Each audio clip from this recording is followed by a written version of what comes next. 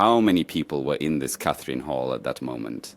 It was almost a full house. These are truly groundbreaking technologies that no other country in the world has. And they will appear, of course, they will appear somehow, but apparently not soon.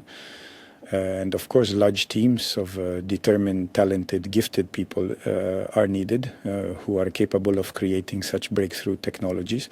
Could the United States have meant that since we are talking about new tests of the Burevestnik and Poseidon, which have nuclear power units, that we are supposedly testing nuclear weapons? Could it not have been like that? Well, if that's the case, then from an expert point of view, it's an extremely superficial and incorrect judgment. Firstly, it's about a delivery system, and it's not about a nuclear explosion, it's a nuclear propulsion system or engine. So these are completely different topics. And of course, well, probably American specialists should not make such mistakes in their judgments and conclusions.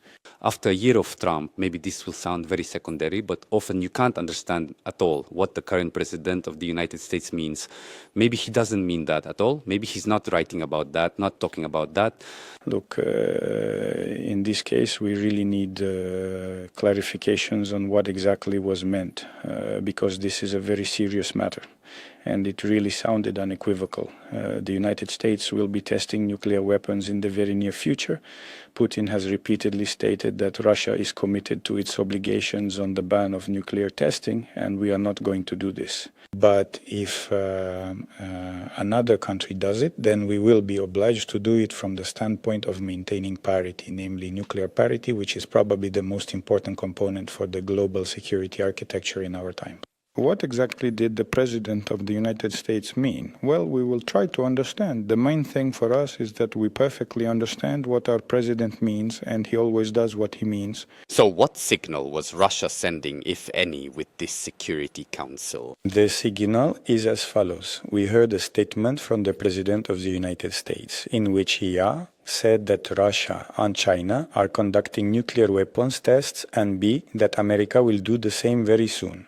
We have a number of questions in this regard. We know for sure that neither Russia nor China is conducting nuclear weapons tests. And then we have the question of whether this decision by the US President means that the United States will withdraw from its commitments to the Comprehensive Nuclear Test Ban Treaty.